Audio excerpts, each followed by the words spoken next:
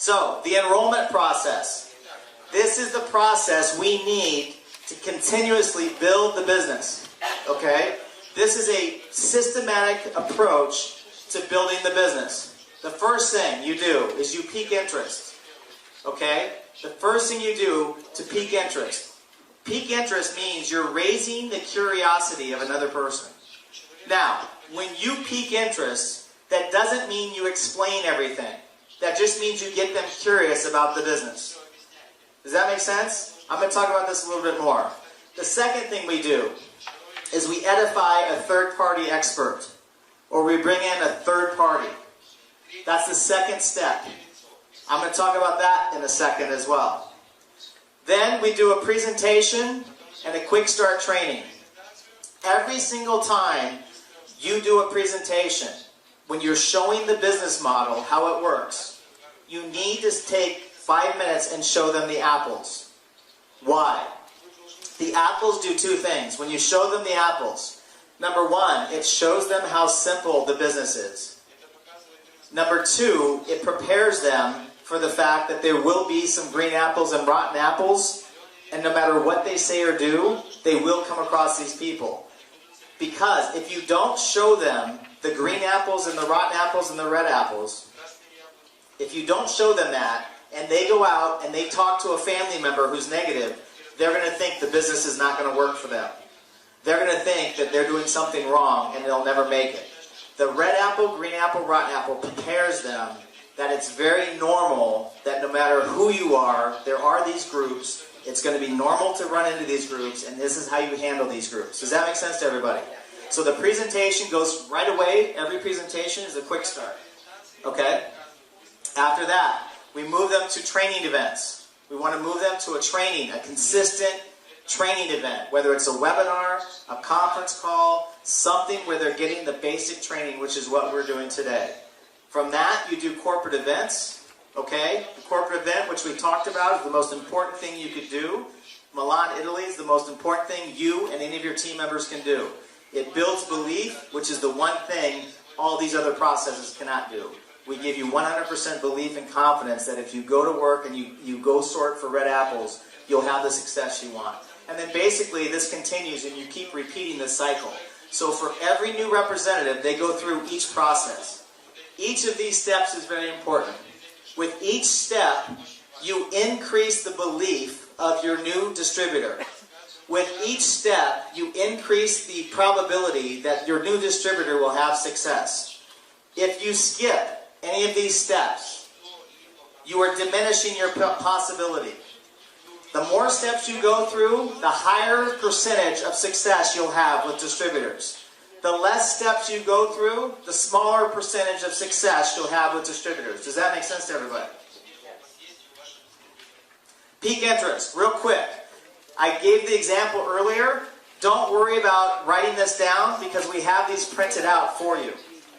We have these and we're going to hand them out, so you don't need to write it. I just want you to focus and understand why this works. Okay, the number one mistake people make when they go out and they start talking to people about this business is they start telling them too much information. How many of you did the same thing I did? When I first started calling people, I was doing this. Steve, oh my gosh, you have to come to my house. You have to check out this business. It's the most incredible thing you've ever seen. You can't even understand. There's so much money in it. Everyone's so excited. The products are great. This thing's going to go global. We're going to make so much money. You got to go to my house right now. How many of you did that? Okay, most new people will get so excited that they do what's called, they fire hose somebody. You cannot give someone a drink of water with a fire hose. Right? You have to give them a sip. Our job to be successful is to go through and to drop everybody's wall. How many of you have noticed that human beings have huge walls up? Right? We protect ourselves. We're very skeptical in nature as human beings. We think we've seen it all, we've heard it all, we've been through some experiences that were not pleasant in our lives, and so we tend to try to protect ourselves, right, from new things and new people that we don't know. How many of you would agree with this? I think personally, two cultures that try to protect themselves the most, that have the most walls, well, three. Russian, big wall. But once you get past the wall, they're the best people ever. Israeli, big wall. Once you get past the wall, they're family, right? And French, big wall. If you could ever get past the wall. Right? But all of us as human beings have a wall up. We all protect ourselves. All of us, what's the number one thing we all have in common? We are busy.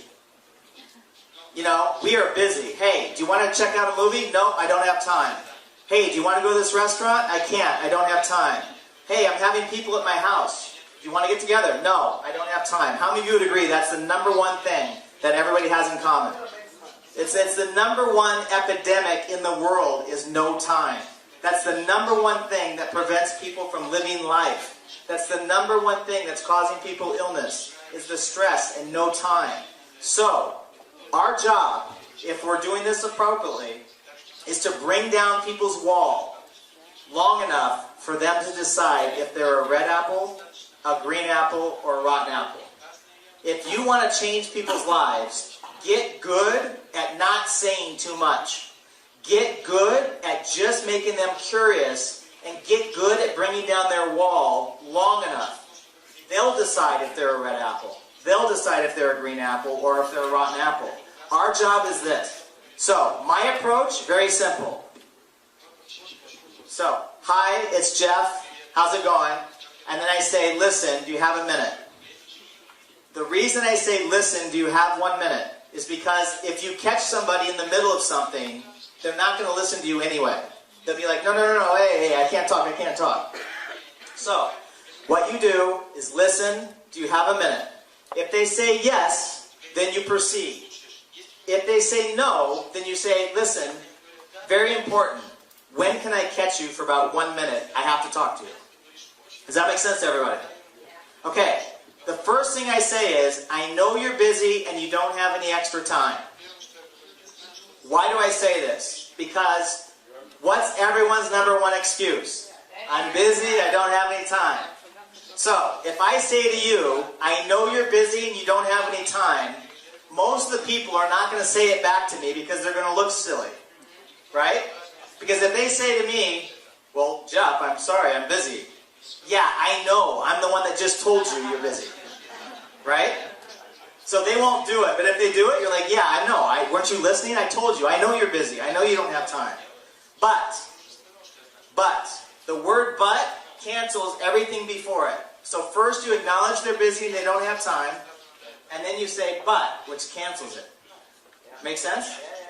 If there is a way to generate an income, additional income, without changing your schedule, would you want to know about it? Not would you want to do it, not would you want to join, not would you want to try the products. If there is a way to generate an extra income without changing your schedule, would you want to know about it? Now, how many of you, I know you're busy, I know you don't have time, but if there was a way to generate an extra income without changing your schedule, how many of you would be interested? Look around the room. This question gets the answer you want 90% of the time. People are going to say one of two things. Yeah, or yes. Or yes, what is it? Make sense? Now, if you get a yes, or what is it, you've brought down their wall long enough to now listen. Now they'll listen. All you want to do is get them to listen. If you call them up super excited about the business and you start rambling on about the products and you start talking about the opportunity and you talk about residual income, they're going to be like, hey, I don't have time. How many of you have experienced this? Now, you don't have to say this. I'm showing you what has built a huge organization globally. I'm showing you what we figured out, and once we figured it out, we got everybody saying the same thing. And guess what? 9 out of 10 people were, well, yeah, what is it? That's all you want, is the permission to tell them what it is. Once you get them asking you, what is it? or saying, yeah, I want to know. Now you've got their ear. Now they're listening. That's all you want to achieve. Does that make sense to everybody? So tell me what. Tell you what is it? I'll get into this. Here's the rule. The moment you get them to say yes, I want to know, or yes, what is it? You have a very important choice in that moment. In that moment, you are either going to be successful or you're going to fail. In that moment, if you choose to start to explain what it is, if you choose to explain the business, you fail. You fail. Here's why. Between you and your friends, there's a relationship and there's trust. But how many of you have ever noticed that your friends do not listen to you? You don't know this yet. How many of you have ever done this? How many of you ever told a friend something or a family member and you were pretty excited or whatever, and they went like this? Right? And then a total stranger came and said the same thing 2 or 3 days later or a week later, and they were like, really? How many of you had this happen? Okay, there's a rule in psychology, which is the closer you are to somebody, the less they listen to you. The closer you get to somebody, the more comfortable they get, the more they don't take you serious. Listen, here's the deal. My friends will listen to me about real estate. They know that I know real estate. They know that if they're going to buy something or sell something in California, they want to talk to me because I have a proven track record. If it's about real estate, it's talk to Jeff. Everyone trusts that. Everyone knows it. But they know not to talk to me about computers or technology. Make sense? They know I am clueless on technology. I have no technical, ability whatsoever. It's ridiculous. So, they know me. They know you. They know you for years. Some of them know you for 20, 30 years. They know you when you were not in a good position. They know you when you made a bad choice. They know you where you were, in a vulnerable position from a relationship. They've been through all of it with you. So they don't look at you the same way. So if you come to them and talk to them about a new business that is outside of your profession, they're not going to listen to you. They know you too much. How many of you realize this? Listen, what you need to do, the moment you get somebody curious, you need to bring in a third party. You need to bring in an expert, quote unquote. The word expert is a fancy word for stranger. Expert just means someone other than you. Listen, between you and your friend, there's trust. They trust you. However, I promise you, they will not listen to you about a new business. They just won't. See, people follow people. They don't follow companies. They don't follow marketing plans. They follow people. So people, how many of you, right now, if I told you this, how many of you would be interested in meeting somebody who could show you how to make $100,000 a month in this business? Raise your hand if you'd be interested in meeting somebody who could show you how to make $100,000 a month. You guys would not be interested in meeting that person. No? Not at all. Oh, you would? Okay. Well, I could show you that. Everybody I've taught, it makes $100,000 a month or more. Everyone I teach, everyone I mentor personally, it makes $100,000 a month or more. So, how many of you were actually curious to meet somebody who could show you how to do that? How many of you? Okay. Far more curious than hearing a training. Yes? Far more curious than hearing a business. Far more curious than anything. Here's the deal. People will always make time to meet successful people that could take them to a better place in their life.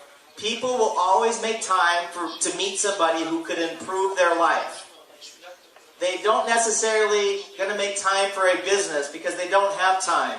They're not necessarily going to make time for great products because they think their life is fine unless they're in a physical state.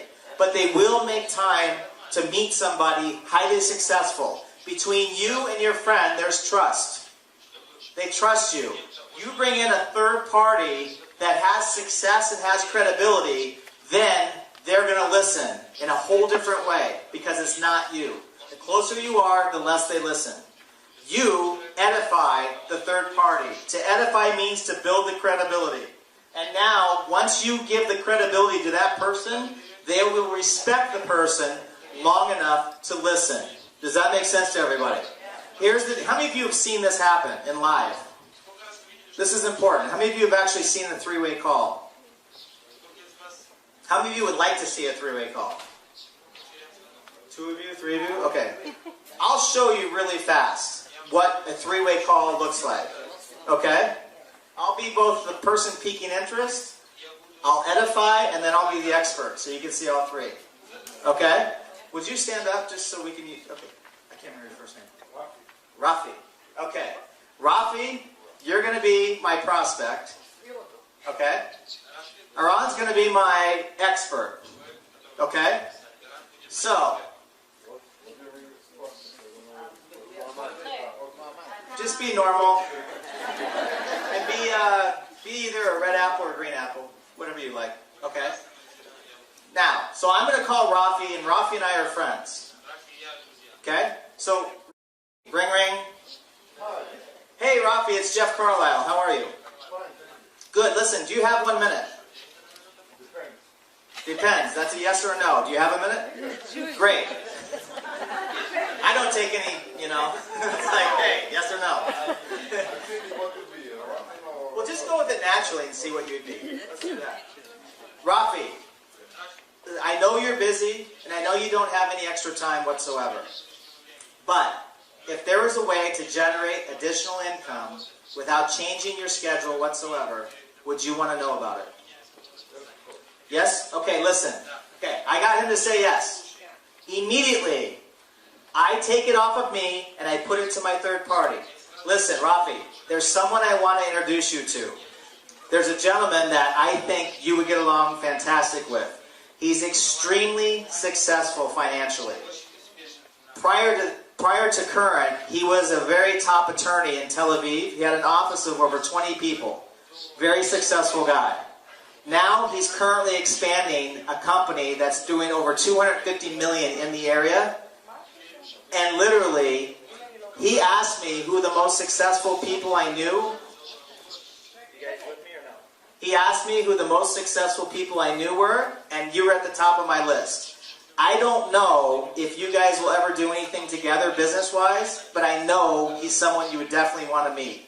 What's a good time when I can introduce you for about 3 or 4 minutes just to say hi to him? I think it's going to be tomorrow in the afternoon. Okay, do me a favor. What time tomorrow afternoon? After 4 o'clock. After 4? Okay, do me a favor. He's extremely busy and extremely successful, and I'm very lucky just to be able to get him on the phone. He wanted to just say hi and meet you because I told him about you. And if you say it's 4 o'clock and I schedule it, it must be 4. You can't change on me because you can't make me look bad. Is that okay? Okay, great. Now, I call my expert, Aram, and I say this. Aram, hey, it's Jeff Carlisle. How are you? Hi, Jeff. I'm fine. What do you do for a living? Diamond dealer. Diamond dealer. Oh, great. Okay. So, good to know. Note to self. Okay. So, Aram, listen. I have a friend of mine, Rafi, who I just talked with. He's open to having a conversation with you. I asked the simple pique interest question. He said, yeah, sure. I told him about you and your success. And he's a diamond dealer. Works a lot of hours. He's been doing this for many, many years. Right? I'm profiling. And, he's a very conservative, strategic kind of guy. So he's very methodical. He doesn't take a lot of risks normally. He's very, very conservative, very smart, very intelligent. But I think he could be great if he got in the business. All he knows right now is the peak interest question. Okay? So I'm going to... Am I accurate? Yeah, I'm almost pretty accurate. For not knowing you at all. Oh yeah? Lately? Okay. Earlier you weren't. Okay, good. But before he wasn't. I'm pretty good at profiling. So, now, I'd say, can you please make a call around 4 o'clock tomorrow because that's the window he gave us. Now, typically, I will already know what my expert's times are that I can use my expert for a three-way call. Does that make sense? Okay, so now I'm going to call with my expert on the phone. I'm going to call Ron. It's 4 o'clock tomorrow. And I'm going to say, listen, we're going to call Rafi. You ready? Okay, now we're going to switch. Now, first I'll be me.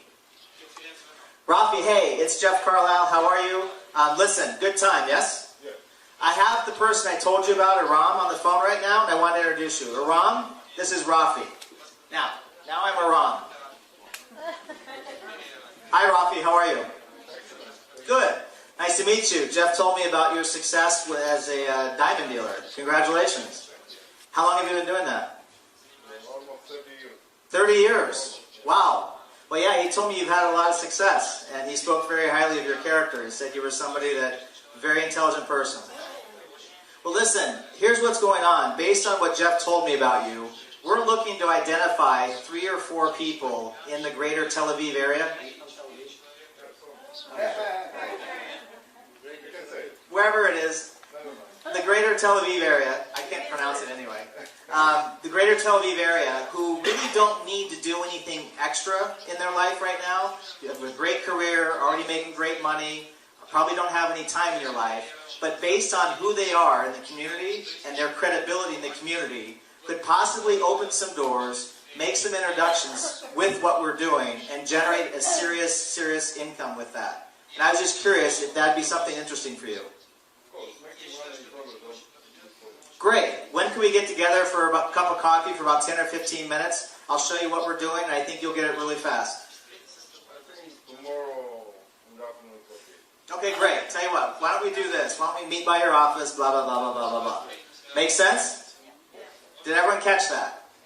Did you hear what I said? I didn't say anything about Jeunesse. I didn't say anything about residual income. I said nothing about products. I said nothing about anything. I talked about his credibility based on what Jeff had told me, right? About his credibility, his success. We're looking for 3 or 4 people in the area who have that credibility that, based on what we're doing, could make some introductions, and by those introductions could generate a serious income. And would that be of interest? And if it would, let's get together and I'll show you what we're doing. Does that make sense to everybody? Now, thank you, by the way. Do you see the process? Do you see the process? What I found, no matter how successful the person is, when you approach it like that, with the proper peak interest, the proper edification, and then the proper delivery from the expert, talking about simply positioning themselves based on their credibility, make some introductions, open some doors, like to show you what we're doing, 10 or 15 minutes. Based on that, at least 80 or 90% of the people will come take a look. And that's all we want. Once they take a look, they're either a red apple, a green apple, or a rotten apple. Does that make sense? Yeah. So, here's the deal. By the book, every invitation should be with a 3-way call. Absolutely. I feel every invitation should be with a 3-way call. That's what I feel, okay?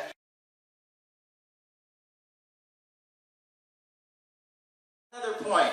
When you do a 3-way call and you introduce, you are done talking. You have nothing to say. The expert does the talking. At the end of the call, hang up the phone. Hang up the phone. The big mistake that everybody makes, I forgot this one. The big mistake, I get Iran on the phone with Rafi. One mistake is, listen Rafi, I want you to meet Iran. Before he gets talked, well, I got to tell you, this is really incredible. He's going to tell you about this thing, but this is really exciting. I'm really excited that you're talking to him because I know you're going to do really well. I think you'll do really great. You guys will like each other. Okay, go ahead. Right? When you introduce, you're done. No more talking. At the end of the call, big mistake. What most people have done mistakes on. They get done talking. Iran says, hey, let's get together. 10 to 15 minutes. When can we meet? Tomorrow at your office, great. Or tomorrow at Starbucks, cup of coffee, whatever, great. Look forward to meeting you. Then, most people say this. Okay, thanks, Iran. He hangs up, and then most people do this. I told you, Rafi, isn't that great? Yeah, this is incredible. Wait till you hear about the products. The products are great. They have telomeres, they've got resveratrol, they've got all these stuff that cleans your colon and everything else, and I don't know what it is, but it's really exciting, and wait till you see the residual income. There are people getting rich. I mean, everything you say ruins what just happened. Does that make sense? As soon as the expert hangs up, you hang up. If Rafi tries to call you back, you're not home. You're not answering. Right? That's it. You don't talk anymore. You don't see Rafi till tomorrow at 4 p.m. You do not exist on the planet at that point. You cannot be found. Right? Finally, right before the meeting the next day, you pop Rafi a text. Listen, Aran and I are on our way. See you in 20 minutes. Right? Boom. And you're on your way. Or wherever, if he's coming, hey, we're waiting for you. See you in 20 minutes. Other than that, you don't answer, you don't exist. Does that make sense to everybody? Now, what? Perfect. Now, with me, I did three-way calls, even though I was the #1 person in my company, even though I could explain my business better than anybody, I did three-way calls. I would take and talk to my friends, and then I'd introduce, just to prove a point, I'd introduce someone who's only 2 or 3 weeks old in the business. Here I was, the top person. I knew my friends wouldn't listen to me. I'd bring in someone else. They would act like the expert. My friends would come check out the business because I knew they wouldn't listen to me. The other reason you want to do three-way calls, and I'm going to get into this with the leaders, the reason you want to do that is how you start your group will duplicate out. So let's say I bring Rafi into the business, but I never did a three-way call. And I sit down and Rafi sees a basic training, and he hears talking about three-way calls. And then I tell Rafi, okay, let's do three-way calls. He's not going to do it because I brought him in without a three-way call. So he's going to think it's unnatural. Why would I do that?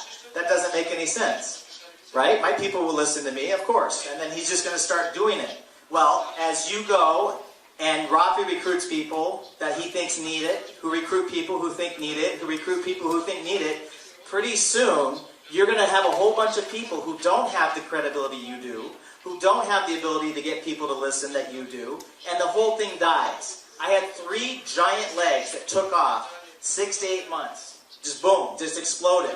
But I wasn't doing three-way calls at first. This was my first 30 days, and I didn't know any better. So those 6 just started to go, right? 3 of those 6 died. Those legs died. Because no one was doing three-way calls, and eventually we got down to people who couldn't influence others. I had to rejuvenate them, which was really hard. So you want to start every leg with the right process so that it'll continue, it'll be natural to every person. Does that make sense to everybody? Okay. Now, I don't even know what this says. What's that say?